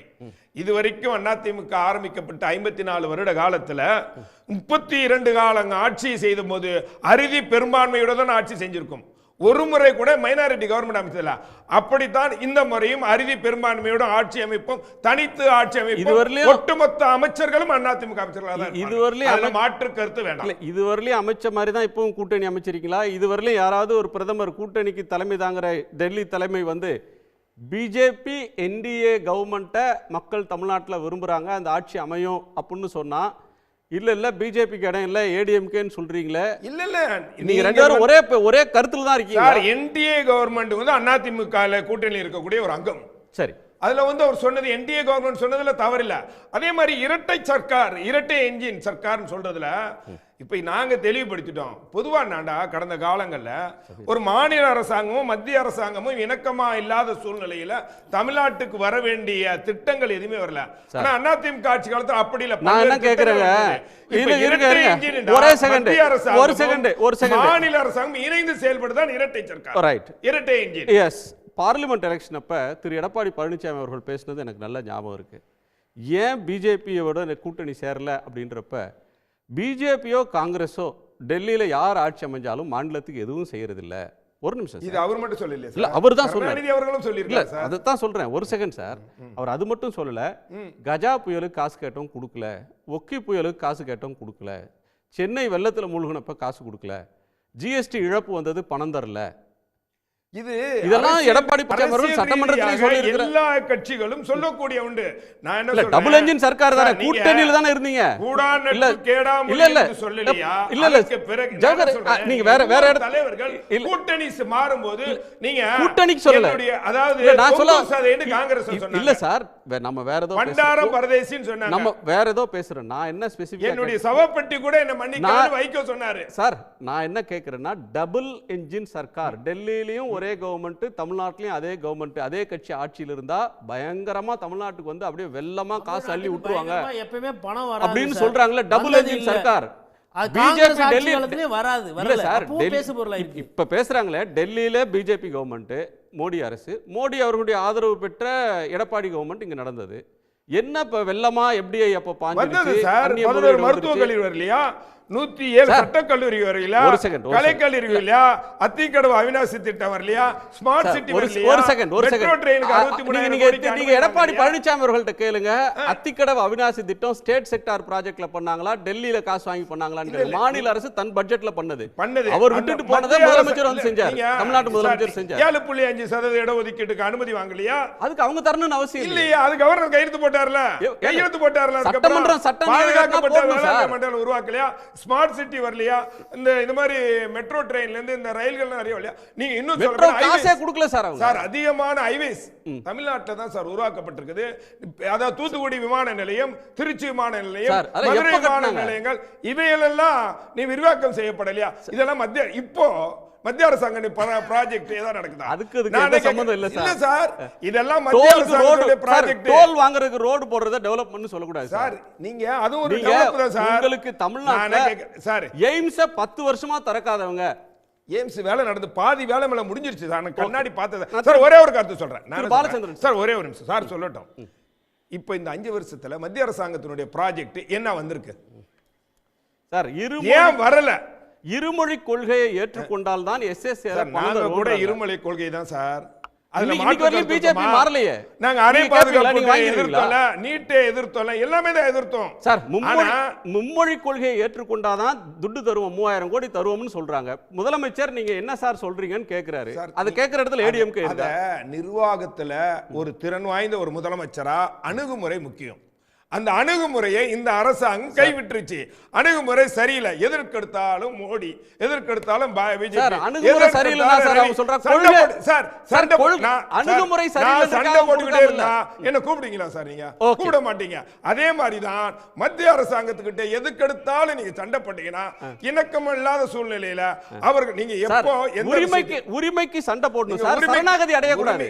உரிமைக்கு சரணாகதி குரல் கொடுக்கிறோம் சார், உரிமைக்கு குரல் கொடுத்தாதான் தமிழ்நாட்டு மக்கள் ஏற்றுப்பாங்க சார். வாங்கியிருக்கோம், அதுக்கு தான் மக்கள் ஆட்சி அமர்த்தி இருக்காங்க. இப்ப ஏன் இந்த ஆட்சியால எதுவுமே பண்ண முடியல? அதுதான் முக்கியம். ஓகே, அதனாலதான் இந்த ஆட்சி இப்போ வந்து தமிழகத்துல இந்த 5 வருடமா திமுகவினுடைய ஆட்சியினுடைய தமிழ்நாட்டினுடைய திட்டங்கள் எல்லாம் குறைஞ்சிட்டு போறதுனால தமிழ்நாடு எல்லா வகையிலும் பின்னோக்கி செல்கிறது என்பதை புரிஞ்சுக்கணும். ஓகே, திரு பாலச்சந்திரன் சார், தமிழ்நாடு எல்லா வகையிலும் பின்னோக்கி போயிட்டு இருக்கு. ஒரு டபுள் என்ஜின் சர்க்கார் வந்தா தமிழ்நாட்டை பயங்கர வேகமா இழுத்துட்டு போயிடும் அப்படின்னு சொல்றாங்க. 2 என்ஜின் போட்டு ரயில இழுக்கிறது, முன்னாடி ஒன்னு பின்னாடி ஒரு என்ஜின் வச்சு தள்ள போறாங்க மத்திய மாநில அரசுகள். இந்த வாதத்தை எப்படி பார்க்கறீங்க? இன்றைய டெவலப்மெண்ட்ஸ் எப்படி பார்க்கறீங்க? இல்ல, மணிப்பூர்ல இது மாதிரி தான் 2 என்ஜின் வச்சு தள்ளினாங்க. 2 தள்ளி தண்டவாளத்தில் ஆட்களையெல்லாம் கொண்டு குவிச்சிட்டாங்க. இதான் நடந்தது. இது யாராவது இல்லைன்னு சொல்ல முடியுமா? இன்னைக்கு வரைக்கும் மணிப்பூரோட நிலைமை என்ன? டபுள் என்ஜின் ஆட்சியில் என்ன நடந்தது? மணிப்பூர் எங்கேயோ ஒரு மூலையில் இருக்குன்னு யாராவது நினைச்சாங்கன்னா அவ்வளவுதான் முட்டாள்தனமான ஒரு கருத்து எதுவுமே கிடையாது. மணிப்பூர் மக்கள் என்னுடைய சகோதரர்கள், இந்தியர்கள். அவங்களுக்கு நடந்ததை பற்றி பிரதம மந்திரியை வந்து மணிப்பூரை பற்றி பேச வைக்கிறதுக்கு நம்பிக்கையில்லா தீர்மானம் கொண்டு வர வேண்டியிருந்துச்சு. வாயை திறக்க மாட்டேன்னாரு. நம்பிக்கையில்லா தீர்மானம் கொண்டு வந்து அவரை இழுத்துட்டு வந்தோம் பார்லிமெண்ட்டுக்குன்னு சொன்னாங்க எதிர்கட்சிகள்லாம். அப்படி இழுத்துட்டு வந்ததுக்கப்புறம் 1.5 மணி நேரம் பேசல, மணிப்பூரை பற்றி 2 நிமிஷம் கூட பேசலை. இதுதான் இவங்க ஆட்சி நடத்துகிற லட்சணம். இவங்க தான் சொல்கிறாங்க டபுள் என்ஜின் ஆட்சின்னு சொல்லி. திரு ஜவஹர் அலி ரொம்ப முக்கியமாக ஒரு கருத்து சொன்னார். எடப்பாடி அவர்கள் அதிமுக தலைமையில் ஆட்சி அமையும் அப்படின்னு சொன்னாரு. இப்போ கொஞ்சம் நேரத்துக்கு முன்னாடி திரு ஜவஹர் அலி சொன்ன வார்த்தையை நான் திரும்பி சொல்கிறேன். அப்போ எடப்பாடி ஒத்துக்கிட்டாரு. ஆமாம், அப்போ எடப்பாடி ஒத்துக்கிட்டாரு. எங்களுடைய ஆட்சி இல்லை, எங்கள் தலைமையில் ஒரு ஆட்சி, அவ்வளோதான். நீங்கள் ஒத்துக்கிட்டீங்க. இங்க கூட்டணி ஆட்சி தான். வெளியில மக்கள் எடப்பாடியார் அவர்கள் தலைமையில் ஆட்சினா அவர் முதலமைச்சர், அடுத்து வரவங்க அமைச்சர்கள் எல்லாம் அதிமுக சேர்ந்தவர்கள் அர்த்தம். நீங்க ஒவ்வொரு விஷயத்தையும் ஒவ்வொரு மாதிரி சொல்லிக்கிறீங்க. நீங்க அப்படி சொல்லிக்கலாம். இல்ல நீங்க அப்படி சொல்லிக்கலாம். நீங்க சொன்ன வார்த்தை அதிமுக ஆட்சி அமையும்னு அவர் சொல்லல. அதிமுக தலைமையில் ஆட்சி அமையும் அப்படின்னு சொன்னாருன்னு நீங்க சொன்னதை நான் சொல்றேன். என்னைய பேச விடுங்களேன். நீங்க சொன்னதான் நான் சொல்றேன். தமிழ் தெரிஞ்ச எனக்கு என்னைய பேச விடுங்க. என்னைய பேச விடுங்க. நீங்க தவறா சொல்றீங்க. நான் சொல்லாத வார்த்தையை நீங்க தவறா சொல்லாதீங்க தயவு செய்து. நான் என்ன சொன்னீங்க? எங்க பொதுச்செயலாளர் எடப்பாடியார் கூட்டத்துல பேசுறாருல, அதிமுக ஆட்சி தனித்து அமைச்சு அமைக்கணும் சொன்னாரா இல்லையா? மோடி சார் ஒரு நிமிஷம், அரை மணி நேரத்துக்கு பேசுறாரு. பேசி முடிச்ச பிறகு நீங்க சொன்னதை நான் பேசி முடிச்சுக்கிறேன். அதுக்கப்புறம் நீங்க பதில் சொல்லுங்க. அதனால வந்து முக்கியமான இது என்னன்னா, அதிமுக ஏற்கனவே அடிபணிஞ்சிட்டாங்க. இங்கே வந்து பிஜேபி தான் ஃப்ரண்ட்டில் இருக்காங்க, இல்லை லீடிங்கில் இருக்காங்க. இப்போ இவர் வந்து என்ன சொன்னார்? அமமுக பொதுச்செயலாளர் என்ன சொன்னார்? திரு மோடி அவர்கள் கேட்டுக்கொண்டதால் நான் வந்தேன். இப்போ அவர் வந்து இவங்களோட சொல்கிறாரு, நாங்கள் சகோதரர்கள், பங்காளிகள், எங்களுக்குள்ள ஒரு நாள் மறந்துட்டோம் அப்படின்னு. அப்படி மறக்கிறதுக்கு யார் காரணமாக இருந்தாங்கன்னு சொல்கிறாரு? மோடி அவர்கள்னு சொல்கிறாரு. மோடியும் இவங்களும் இன்னைக்கு வரைக்கும் வந்து இன்னைக்கு மோடி ரொம்ப தெளிவாக சொல்லிட்டாரு, பிஜேபி என்டிஏ ஆட்சி வந்து இங்கே அமையும் அப்படின்னு சொல்லிட்டாரு. அதுக்கப்புறம் நீங்கள் வந்து கூட்டணியில் மோதியை வச்சுக்கிட்டு கூட்டணியில் மோதி சொல்கிறதெல்லாம் சும்மா உளவுலா காட்டி அப்படியெல்லாம் ஒன்றும் கிடையாது, நாங்கள் தான் ஆட்சி அமைக்க போகிறோம் அப்படின்னு நீங்கள் சொன்னீங்கன்னா, என்னுடைய அபிப்பிராயம் என்னென்னா, இந்த கூட்டணிக்குள்ளே இன்னும் வந்து கூட்டு அணியாக இன்னும் அவர்கள் ஒன்று சேரவில்லை. அவர்களுக்கு இடையில் சீரியஸ் டிஃபரன்ஸஸ். எந்த கூட்டணியிலையும் வந்து கருத்து வேறுபாடுகள் இருக்கத்தான் செய்யும். இப்போ கம்யூனிஸ்டுடைய தீவிரம் அளவிற்கு விடுதலை சிறுத்தைகளோ திமுகவோ இல்லாமல் இருக்கலாம். அப்படிப்பட்ட கருத்து வேறுபாடுகள் இருக்கும். ஆனால் அடிப்படை விஷயங்களில் கருத்து வேறுபாடுகள் அப்படிங்கிறது இந்த தேசிய கூட்டணியில் வந்து இருக்குது அப்படிங்கிறதுல சந்தேகமே கிடையாது. அதைத்தான் இன்னைக்கு நடந்த பொதுக்கூட்டம் வந்து வெளிப்படுத்துது. இவ்வளவுதான். இதுக்கு மேலே சொல்றது இரட்டை என்ஜின் சொல்றது எல்லா இடத்துலையும், தமிழ்நாடு எல்லா இடத்துலையும் வளர்ச்சியில் கீழே இருக்கு அப்படின்னு சொன்னாங்கன்னா, நான் ஒன்று சொல்கிறேன். ஒன்றிய அரசுடைய புள்ளியியல் துறை அமைச்சகம் ஒன்று இருக்கு, டிபார்ட்மெண்ட் ஆஃப் ஸ்டாட்டிஸ்டிக்ஸ் அப்படின்னு சொல்லி ஒன்று இருக்கு. அந்த டிபார்ட்மெண்ட் வந்து அந்த மினிஸ்ட்ரி அவங்க வந்து சொல்லியிருக்காங்க, வரலாறு காணாத அளவுக்கு இரட்டைப்படை வளர்ச்சி தமிழகத்தில் வந்து நடந்திருக்குன்னு. இப்போ அதுக்கு இவங்க என்ன சொல்ல போகிறாங்க? அப்போ மோடி அவர்கள் தலைமையில் இருக்கிற ஒரு அரசாங்கமே போய் சொல்லுதா? என்ன சொல்ல போறாங்க இதுல? அதனால அடிப்படை விஷயங்களை நம்ம வந்து மறுத்து பேச முடியாது, உண்மைகளை மறுத்து பேச முடியாது. உண்மைகளை மறுத்து பேச முடியாது. மிஸ்டர் ஜவஹர்லால், நீங்க பேசும்போது நான் ஒரு நிமிடம் கூட குறுக்கல. உங்களுக்கு ஏன் அந்த பொறுமை இல்லை? பேச விடுங்களேன். ஏன் பேச விட மாட்டேங்கிறீங்கன்னா, நாங்க பேசும்போதெல்லாம் உங்க பொய் அம்பலமாகுது. அது உங்களுக்கு வந்து வைத்தியத்தில் கலப்புது. அப்படி இல்ல, நீங்க பொய் பொய்யா பேசுறீங்கங்கிறதுக்காக நீங்க நான் பேசுங்க. குறிப்பிடுறேன். நீங்க எவ்வளவு வேணாலும் நீங்க பொய் பொய்யா பேசுறீங்கன்னா பேசுங்க. நீங்க ஒரு வளர்ச்சி என்பது எல்லா துறைகளும் சேர்ந்த வளர்ச்சியாக இருக்கணும். ஒன்லி தொழில் வளர்ச்சி மட்டும் வளர்ச்சி இல்ல, கிராமப்புற வளர்ச்சி, விவசாய வளர்ச்சி, ஒவ்வொரு மக்களுடைய வளர்ச்சி தான் வளர்ச்சிங்க முடியும். அதனால தான் சொன்னேன். ஓகே. ஆமா ஆமா ஆமா கண்டிப்பா. விவசாய வளர்ச்சி உங்க யாரை வந்து நீங்கள் தலைமையாக ஏற்றுக்கொண்டிருக்கிறீர்களோ என்டிஏல, அவங்க தான் சொன்னாங்க எங்களுடைய இதை வந்து நாங்கள் வந்து விவசாயிகளோட வருமானத்தை இரட்டிப்பாக்குவோம்னு சொன்னாங்க. இரட்டிப்பாக்குனாங்களா? அவங்கள பத்தி பதில் சொல்லுங்க. இங்க வந்து விவசாயிகள் வளர்ச்சி இல்லாம இருக்கிறதா? புள்ளிவரத்தை பாருங்க. புள்ளிவரத்தை நீங்க எதை நம்ப போறீங்க? இவங்க மோடியின் தலைமையின் கீழ் உள்ள ஒரு அரசாங்கத்தில் எல்லாரும் போய் சொல்றாங்களா? சொல்லுங்க. அப்ப அது நான் சொன்ன புள்ளிவரங்கள்லாம் தப்புன்னு நீங்கள் சொன்னால் மோடியோடைய அரசாங்கம் பொய் சொல்லுதுன்னு அர்த்தம். அப்படிப்பட்ட ஒரு பொய் சொல்கிற அரசாங்கத்தை நடத்துகிறவங்க கூட தான் நீங்கள் கூட்டணி வச்சுருக்கீங்களா? தெளிவுபடுத்துங்க. அதனால் வந்து இந்த டபுள் என்ஜின்ங்கிறதெல்லாம் வந்து தியரட்டிக்கல் கான்செப்ட் வந்து இங்கே நடக்கலை. இந்தியாவில் நடக்கலைங்கிறதுக்கு பல உதாரணங்கள் பார்த்துட்டோம். தமிழ்நாட்டில் வந்து திரும்ப திரும்ப வந்து இங்கே வந்து ஒரு திருக்குறளை சொல்கிறதுனால தமிழை வளர்த்துற முடியாது. மக்கள் அந்த அளவுக்கு ஏமாளிகள் கிடையாது. செம்மொழிகள்னு சொல்லி உலகத்தில் அங்கீகரிக்கப்பட்ட 2 மொழிகளில் தமிழும் சம்ஸ்கிருதம் இருக்குது. ஆனால் தமிழுக்கு என்ன செஞ்சீங்கன்னு சொல்லி மக்கள் கேட்டால் உங்களுக்கு என்ன பதில் இருக்குது? 25 கோடி ரூபா தமிழுக்கு கொடுப்போம், 2000 கோடி ரூபா சம்ஸ்கிருதத்துக்கு கொடுப்போம் அப்படின்னு பேசினா மக்கள் ஏற்றுக்குவாங்களா? செயலைத்தான் பார்ப்போம், சொற்களை பார்க்க மாட்டோம். அவ்வளோதான் சார். காங்கிரஸ் திமுக ஆட்சி காலத்தில் ஆரம்பிக்கப்பட்டது. திரு பாலச்சந்திரன், பிஜேபி ஆரம்பிச்சதா? ஒரு நிமிஷம். திரு பாலச்சந்திரன், ஸ்பெசிஃபிக்காக சில விஷயங்களை கேட்கணும். இந்த டபுள் என்ஜின் சர்க்கார் அப்படின்ற ஒன்றை தொடர்ந்து பேசுகிறாங்க. அது அடிப்படையில் ஃபண்டமெண்டலாக வந்து ஒரு ஜனநாயக விரோதமானது இல்லையா? டெல்லியில் யார் ஆட்சியில் இருக்கிறாங்களோ அவங்க ஆட்சியே மாநிலத்திலும் இருந்தாதான் உங்களுக்கு முதலீடுகள் வரும் அப்படின்னு சொன்னால், போன நாடாளுமன்ற தேர்தலின் போது தமிழ்நாட்டு முதலமைச்சர் திரு ஸ்டாலின் அவர்கள் ஒரு கடுமையான குற்றச்சாட்டை முன் வச்சார். தமிழ்நாட்டில் இருக்கிற தொழிற்சாலைகளை, அவர் ஒரு குறிப்பிட்ட தொழிற்சாலையோட பேரை சொல்ல, செமிகண்டக்டர் ஆலையை குஜராத்லையும் அசாம்லையும் தொடங்குறதுக்கு மிரட்டி அங்கே கொண்டு போய் முதலீடு செய்ய வைக்கிறாங்க. இப்போ இந்த பிஎல்ஐ அப்படின்னு ஒரு ஸ்கீமில் அரசாங்கம் கோடிக்கணக்கான, ஆயிரக்கணக்கான கோடி ரூபாயை இலவசமாகவும் மானியமாகவும் தொழிற்சாலைகளுக்கு தர்றாங்க. அதை ஒன்றிய அரசு தருது. அதை ஒரு கருவியாக பயன்படுத்தி ஆலைகளை அங்கே நகர்த்துறாங்கன்றது ஒரு குற்றச்சாட்டு.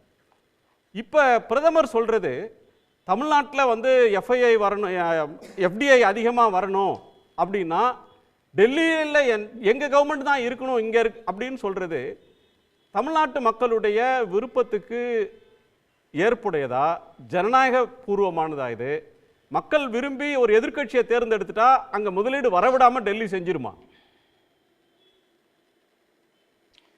இது தமிழ்நாட்டு மக்களுடைய கருத்துக்கு விரோதமானதுங்கிறது மட்டுமில்லை, நம்முடைய அரசியலமைப்பு சட்டம் என்ன சொல்லுதோ, கூட்டாட்சி என்று சொல்லியிருக்குதே அதுக்கே விரோதமானது. நாங்கள் வந்து எங்களுடைய கட்சியை நீங்கள் இங்கே கொண்டு வந்தால் தான் நாங்கள் உங்களுக்கு வந்து டெவலப்மெண்ட்டுக்கு பணம் கொடுப்போம் அப்படின்னு சொன்னால், அந்த பணம் எங்கேருந்து அவங்களுக்கு வந்தது? இந்த இந்திய நாட்டு மக்கள் கொடுத்த வரி பணத்திலிருந்து வருது. அதில் தமிழ்நாட்டு மக்கள் கொடுத்த வரி பணமும் அடங்கியிருக்கல. அப்போ இங்கே தமிழ்நாட்டில் வந்து நீங்கள் சொல்ல முடியுமா, நீங்கள் வந்து எங்கள் ஆட்சியை கொண்டு வந்தாலுடைய நாங்கள் உங்களுக்கு பணமெல்லாம் அந்த அளவு கொடுக்க மாட்டோம், வளர்ச்சி வர்றதுக்கு ஏற்பாடு பண்ண மாட்டோம்னு சொன்னால், இவங்க தமிழக மக்களுக்கு மட்டும் துரோகம் பண்ணல, இந்திய அரசியலமைப்பு சட்டத்திற்கு எதிராக பேசுகிறார்கள், கூட்டாட்சி தத்துவத்துக்கு எதிராக பேசுகிறார்கள், ஒரு கட்சி சர்வாதிகாரத்திற்கு வித்திடுகிறார்கள். இதுதான் உண்மை. சார், இந்த நாளில் இன்னொரு முக்கியமான விஷயத்தையும் நாம் தொட்டு பேச வேண்டியது இருக்குது. இன்றைக்கி முதலமைச்சர் இன்னொரு கருத்தையும் கேட்டிருக்காரு. நீங்கள் வந்து டபுள் என்ஜின் சர்க்காரு அப்படின்னு ஒன்று சொல்கிறீங்க. உத்தரப்பிரதேசத்தில் பிஜேபி தான் ஆட்சி, ஒன்றியத்திலையும் பிஜேபி ஆட்சி, மத்திய பிரதேசத்தில் பிஜேபி ஆட்சி, ஒன்றியத்திலையும் பிஜேபி ஆட்சி, பீகாரில் என்டிஏ ஆட்சி, டெல்லியிலையும் என்டிஏ ஆட்சி. அந்த மாநிலங்கள் அடைந்த வளர்ச்சியை விட எதிர்க்கட்சிகள் திமுக ஆளுகிற தமிழ்நாடு, காங்கிரஸ் ஆளுகிற கர்நாடகா, தெலுங்கானா, மம்தா பானர்ஜி ஆளுகிற மேற்கு வங்கம், இங்கே வந்து வளர்ச்சி அதிகம். நீங்கள் உங்கள் டபுள் என்ஜின் சர்க்கார்ன்றது டப்பா என்ஜின் அப்படின்னு வர்ணிக்கிறாரு. இந்த ஆர்கியூமெண்ட்டை எப்படி பார்க்குறீங்க? இல்லை, அந்த ஆர்குமெண்ட் சரிதான. மறுபடியும் நான் சொல்கிறேன், இந்திய அரசு கொடுக்குற புள்ளி விவரங்கள் அடிப்படையில் தானே முதலமைச்சர் பேசுகிறாரு. இப்போ இவங்க இதுக்கு மறுப்பு கூறணும்னா ஒரே வழி தான் இருக்குது. இந்திய அரசாங்கம், மோடி தலைமையில் உள்ள இந்திய அரசாங்கம் பொய் சொல்லுது அப்படின்னு இவங்க பரப்புரை செய்யணும். அது தவிர ஒரு வழி கிடையாது. அதுக்கப்புறம் எப்பயுமே வந்து வேற்றுமையில் ஒற்றுமை கண்டவர்கள் தான் இந்தியர்கள். செப்புமொழி 18 உடையாள் எனில் சிந்தனை ஒன்றுடையாள் அப்படின்னு வந்து பாரதியார் சொன்னார். செப்புமொழி 18ஐ ஒன்றாக ஆக்க வேண்டும் என்று யாராவது முயற்சி செய்தால் அவர்கள்தான் பாரத மாதாவின் சிந்தனை 18ஆக ஆவதற்கு ஏற்பாடு செய்யும் துரோகிகள் ஆவார்கள். இதுதான் உண்மை. அதை நம்ம கொண்டு வரவே கூடாது. இந்த நாட்டில் வந்து இந்த நாடு வந்து பல்விதமான தேசிய குழுமங்கள் இணைந்த ஒரு அற்புதமான பரிசோதனை, உலக ஜனநாயகத்திற்கு அற்புதமான பரிசோதனை வெற்றிகரமாக நடந்து கொண்டிருக்கிறது. இதை யாரும் குலைச்சிடக்கூடாது. அதனால வந்து மற்ற மாநிலங்கள் இன்னொன்று என்னன்னா, ஒன்றிய அரசு உதாரணம் ஒன்றிய அரசு ஆளுகிற கட்சி மாநிலத்தில் இருக்கு, அந்த கட்சியுடைய ஆளுநர்கள் வந்து அந்த கட்சி ஆளுமையை பற்றி ஏதாவது சொல்கிறாங்களா? ஒன்றுமே சொல்லலை. ஆனால் இங்கே உள்ள மாநில முதல்வர்கள் அத்தனை பேருக்கு தெரியும், நன்றாக ஆட்சி செய்ய வேண்டும், விமர்சனத்திற்கு அப்பாற்பட்டதாக ஆட்சியை நடத்துவதற்கு முயற்சி செய்ய வேண்டும் அப்படிங்கிற கட்டாயத்தை இந்த ஃபெடரல் சிஸ்டம் கொண்டு வந்திருக்கு. அவங்களுக்கு அந்த கட்டாயமே இல்லையே. அவங்களுக்கு தான் யாருமே கேள்வி கேட்க மாட்டாங்களே. கேள்வி கேட்கலாம், என்ன வேணாலும் செய்யலாமே. அதனால் உத்தரகண்டில் வந்து மழை பெஞ்சதுன்னா மணல் கரையும்னு கேள்விப்பட்டிருக்கோம். எங்கேயாவது சிலை கரையுமா? உத்தரகண்டில் கரைஞ்சது, சிலை கரைஞ்சது. இன்னும் எத்தனையோ சொல்லிட்டு போகலாம். அங்கே உள்ள தகவல் எப்படிப்பட்ட தகவல் வெளியே வருதுன்னு சொல்லி காட்டினா பத்திரிகைகளில் வர்றதில்லை, அரசாங்கம் கண்டுக்கிறதில்ல அப்படிங்கிற எத்தனை செயல்கள் மக்கள் விரோத செயல்களாக இருக்குது அப்படின்னு நம்ம வந்து புரிஞ்சுக்க முடியும். ஒரு கட்சி இன்னொரு கட்சின்னு சொல்லி ஒன்றியத்திலையும் மாநிலத்திலையும் இருக்கிறது. அந்த காம்படிஷன், அந்த போட்டி மக்கள் நலத்துக்கு வந்து வழிவகுக்கும். அப்படி இருக்கக்கூடாதுன்னு யாராவது சொன்னாங்கன்னா அவங்க ஜனநாயகத்துக்கு விரோதமாக பேசுகிறாங்க. இந்த நீங்கள் கேட்ட கேள்விக்கு பதில் ஒன்றிய அரசாங்கத்துடைய புள்ளியியல் அமைச்சகம் என்ன சொல்லியிருக்கு? திரும்ப திரும்ப அதை தான் கேட்குறேன். அவங்க பொய் சொல்கிறாங்களா? மோடியுடைய அரசாங்கம் பொய் சொல்லுதா? அப்படி பொய் சொல்லலைன்னா அந்த புள்ளி விவரம் சரின்னா நீங்கள் சொல்கிற கருத்து, முதல்வர் சொன்ன கருத்து சரிதான். திரு கான்ஸ்டன்டைன் ரவீந்திரன், ஒரு பக்கத்தில் பிரதமருடைய பேச்சு அப்படின்றது என்டிஏவுடைய கூட்டம்ன்றது வந்து அவங்களுடைய கேம்பெயின் ஸ்டார்ட், ஒரு கிக் ஸ்டார்ட் பண்ணியிருக்காங்க. பெரிய ஒரு பிரம்மாண்ட கூட்டணியினுடைய முதல் கூட்டம் அப்படின்னு சொன்னாலும், இன்னொரு முனையில் திமுக ஆட்சியின் மீது மிக கடுமையான விமர்சனங்களை பிரதமர் முன் வச்சிருக்கிறார். வளர்ச்சி, சட்டம் ஒழுங்கு, இன்னும் ஏராளமாக பட்டியலிடலாம். நீங்களும் பார்த்துருப்பீங்க. அதுக்கு உங்கள் பதில்? முதலில் பிரதமர் நரேந்திர மோடிக்கு நான் நன்றி கூற கடமைப்பட்டிருக்கிறேன். ஏனென்றால் 2026 மீண்டும் திமுக ஆட்சி அமையும் என்பதற்கு கட்டியம் கூறிவிட்டு சென்றிருக்கிறார். எப்படி சொல்றீங்க? ஏனென்றால் ஒரு இடத்தில் கூட அவர் அதிமுக எடப்பாடி என்பதை அவர் பேசவே இல்லை. பாஜக ஆட்சி என்பதைத்தான் அவர் நிலைநிறுத்தி விட்டு போகிறார். பாஜக ஆட்சி என்று பேசினாலே தமிழ்நாட்டு மக்களுக்கு உறுதியாக தெரியும், அந்த கூட்டணியை ஒட்டு மொத்தமாக நிராகரிப்பார்கள். நான் அவர் பேச்சு முழுவதையும் கவனித்தேன். அந்த இடத்தில் எந்த இடத்திலும் எடப்பாடி பழனிசாமி தலைமையில் என்று ஒரு வார்த்தை நரேந்திர மோடி அவர்கள் உச்சரிக்கவில்லை. என்டிஏ ஆட்சி, என்டிஏ ஆட்சி என்றுதான் சொல்லி கொண்டிருக்கிறார். அப்படியானால் அது ஒரு கூட்டணி ஆட்சி என்பதைத்தான் அவர் உறுதி செய்கிறார். எடப்பாடி பழனிசாமி கூட பேசுகிற போது நான் தான் ஆட்சி அமைப்பேன் அல்லது அதிமுக தான் ஆட்சி அமைக்கும் என்பதை சொல்லவில்லை. நாங்கள் பெரும்பான்மையான இடத்தை பிடிப்போம், பெரும்பான்மையான ஆட்சி அமைப்போம், பெரும்பான்மையான இடத்தை பிடித்து ஆட்சி அமைப்போம்.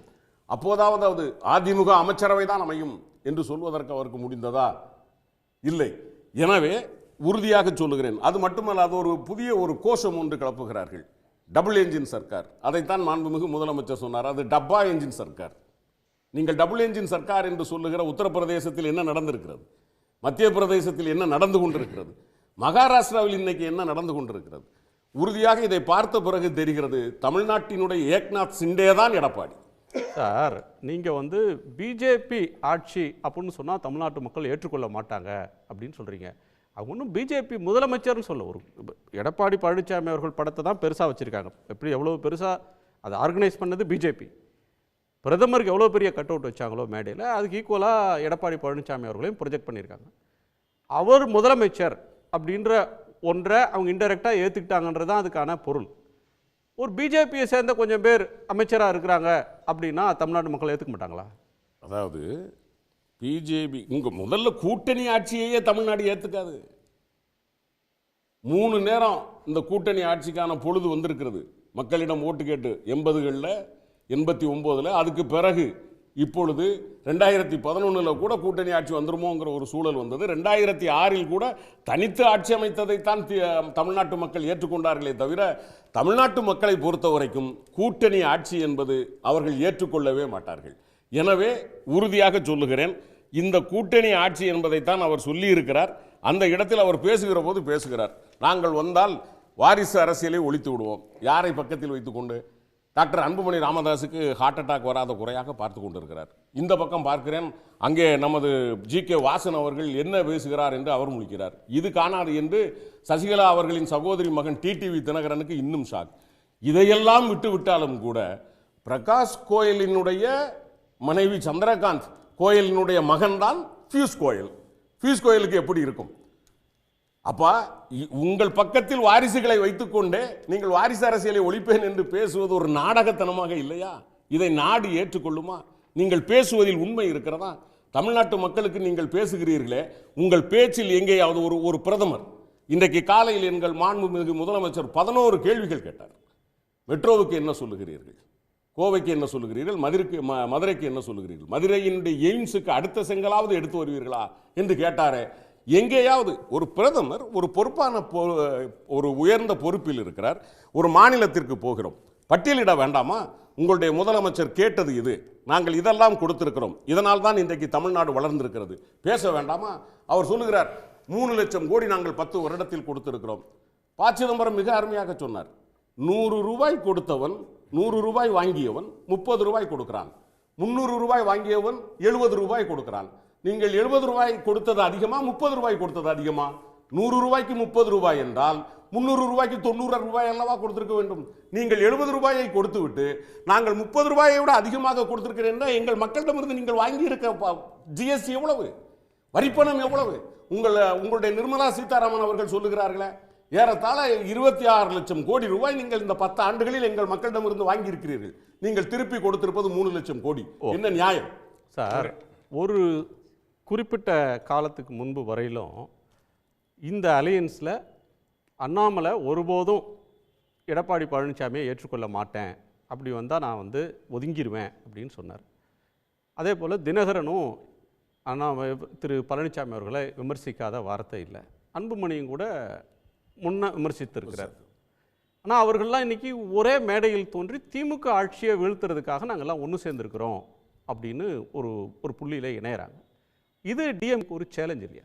அதாவது சார், நீங்கள் இதை பிஜேபி நீங்கள் யாரெல்லாம் சேர மாட்டீங்கன்னு நினைச்சீங்களோ கருதுனீங்களோ அவங்களெல்லாம் ஒரே புள்ளியில் ஒரு மேடையில் ஏற்றி இருக்குது பிஜேபி. இல்லை குணா, இது ஏற்கனவே இருந்தவங்க போயிருந்தாங்க, திரும்ப வந்திருக்காங்க. யார் புதுசாக வந்திருக்கா? இந்த கூட்டணியை தானே நாங்கள் 21 தோக்கடிச்சோம். புதுசாக சேரணும் 21 இல்லாதது டிடிவி மட்டும்தான் இப்போ இருக்கிறாரு. அங்கே வேற யார் இருக்கா? இப்போ இது புதுசாக ஏதோ சாதிச்சிருச்சுன்னு சொல்றதுக்கு அதுக்கு நான் கேட்குறேன், அன்புமணி ராமதாஸினுடைய பாட்டாளி மக்கள் கட்சி என்ன நிலைமையில் இருக்கிற? அமமுகவில் பாதி இன்னைக்கு எங்கே இருக்குது? எல்லாரும் தங்களின் பாதியை இழந்து விட்டல்லவா மீறி நிற்கிறது அங்கே.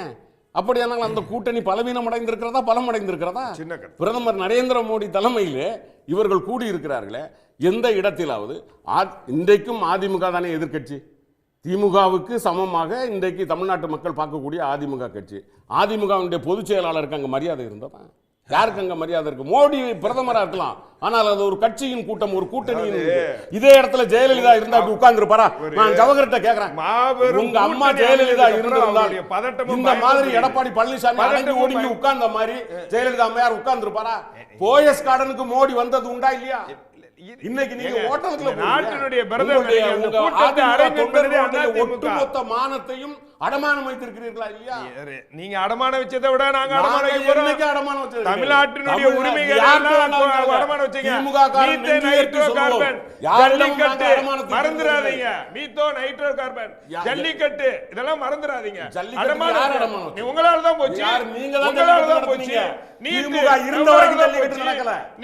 யாரால கொண்டு வரப்பட்டது? எடப்பாடி தான் நீட்டு கொண்டு வந்தாரு. இல்ல இல்ல, இப்ப நான் 2017 எடப்பாடி இருக்கும்போது தான் நீட்டு வந்தது. எப்படி பொய்யை பச்சை பொய்களை சொல்வது உங்களுக்கு வழக்கம். அதுக்கு எங்க காரியம் பண்ண முடியாது. நீட்டு எங்க நடந்தது? நவம்பர் மாசம் நீட்டை கொண்டு வரப்பட்டது. அப்ப காந்தி நடந்துச்சா? துணை இணை சுகாதாரத்துறை அமைச்சர் என்ன அதனால பொய்களை நீட்டு நடந்ததா? ஜல்லிக்கட்டுக்கு எப்ப தடை வந்தது? ஜெயலலிதா அது உயிரோடு மீட்டெடுத்தது இருந்த யாரு? வரைக்கும் நீட்டு நடந்ததா? அதை அப்படியானால் மீட்டெடுத்தது எடப்பாடி ஹைட்ரோகார்பன் பழனிசாமி திட்டத்தையும் ஒரு இயல்பில்லாத மீட்டெடுத்தது தலைவராக கொண்டு இருக்கிறார். மாறுதட்டது யாரு? நான் உறுதியாக பெருமைப்பட்டது சொல்கிறேன். யாரு?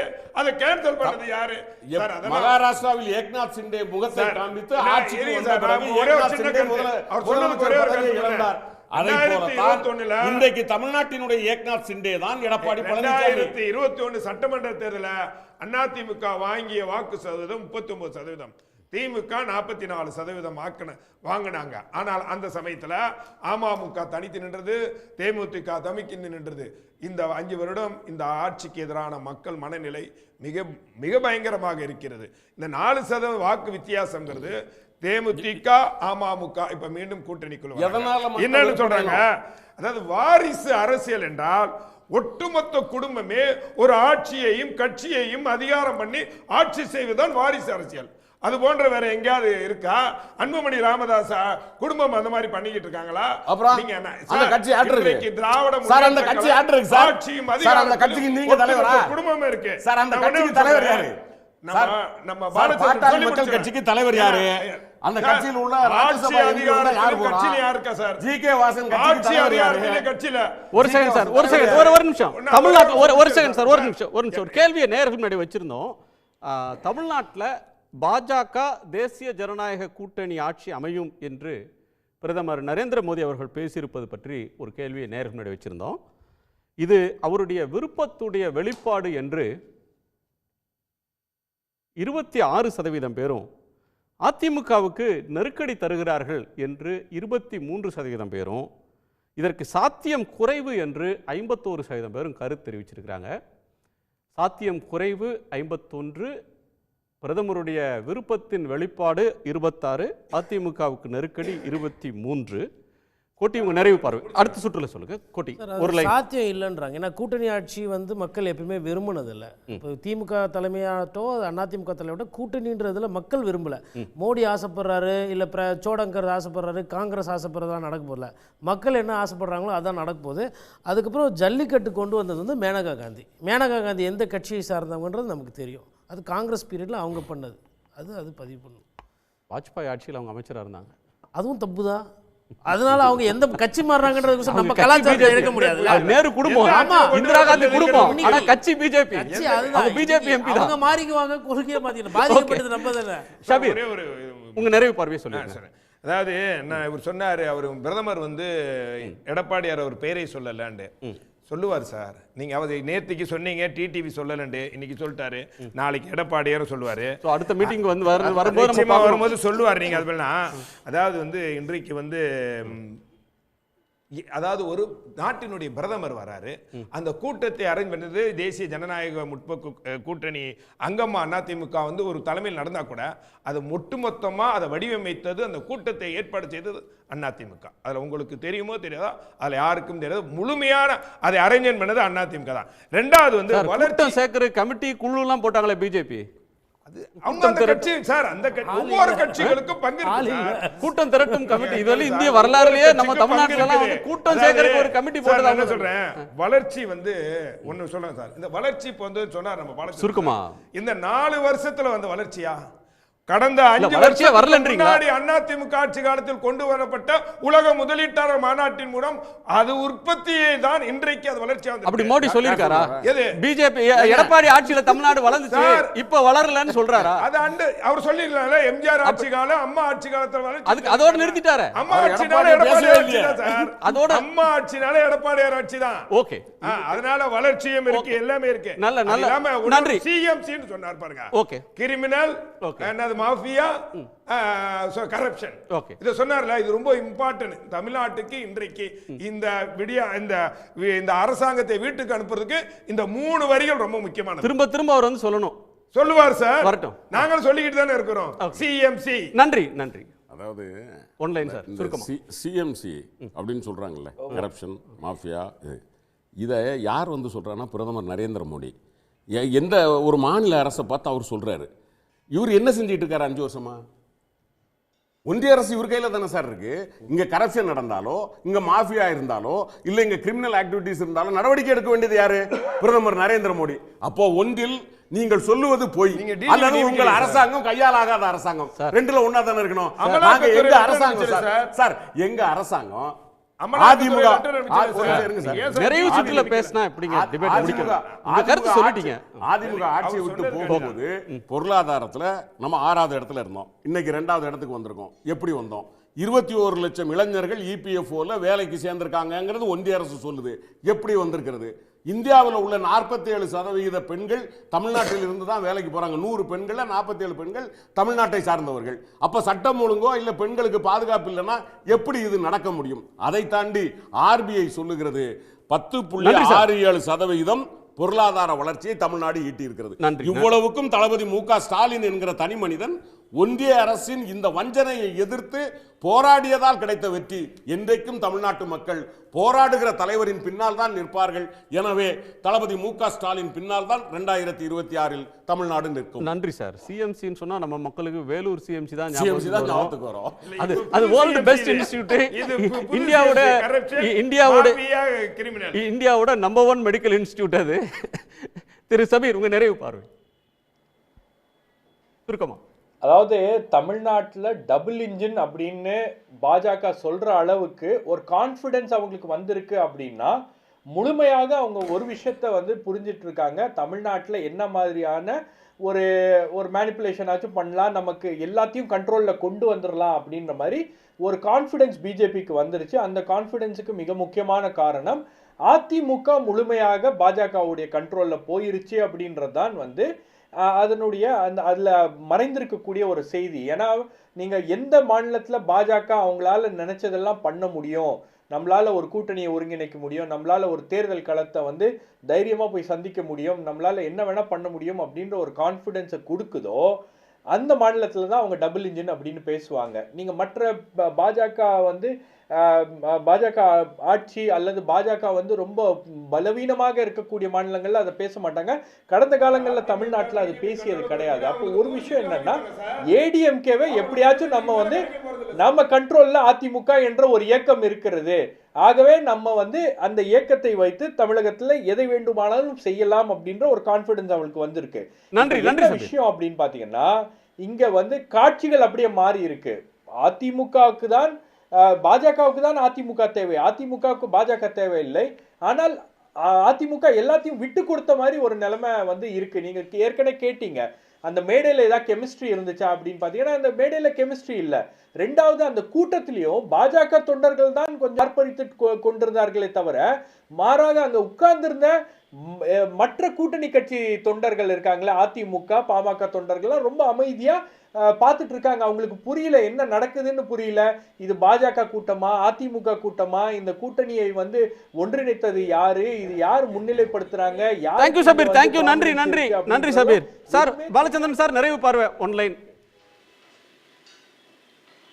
Okay, one line. அதாவது இந்த இரட்டை என்ஜின் ஆட்சிங்கிறது வந்து அரசியலமைப்பு சட்டத்தின் அடிப்படைக்கு விரோதமானது அப்படிங்கிறத நான் சொல்லிட்டேன். இங்கே தமிழ்நாட்டில் வளர்ச்சியே இல்லைன்னு முதல்ல சொன்னாங்க. நான் வந்து ஒன்றிய அரசுடைய புள்ளியியல் துறை அமைச்சகம் வந்து இந்தந்த வளர்ச்சியில் இருக்குன்னு சொல்லிட்டேன்னு சொன்ன உடனே அடுத்து பேச்சை மாற்றிக்கிட்டு இல்லை இதெல்லாம் எங்கள் ஆட்சியில் வந்து இது போட்டோம் விதை போட்டோம்னாங்க, அப்போ வளர்ச்சி இருக்குன்னு இப்போ ஒத்துக்கிறாங்க. அடுத்து வந்து என்னை பொறுத்த மட்டும் இவங்க சொன்னதுலேருந்து திரு ஜவஹர்லி சொன்னதுலேருந்து என்ன தெரியுதுன்னா, எடப்பாடி என்ன மனநிலைக்கு வந்துட்டாருன்னா கூட்டணி ஆட்சிக்கு ஒத்துக்கிட்டாரு, அதிமுக தலைமையில் ஆட்சி அமையும் அப்படின்னு ஒத்துக்கிட்டாரு அப்படின்னு சொல்லி தோன்றது. பார்ப்போம், இன்னும் 2 மாதம் இருக்குது, என்னென்னலாம் பேச போகிறாங்கன்னு பார்ப்போம். மிக்க நன்றி. உங்கள் எல்லோருடைய கருத்து பகிர்வுக்கும் சிந்தனை பகிர்வுக்கும் நன்றி. மீண்டும் சந்திப்போம். இது கேள்விக்களம், மக்களின் மேடை.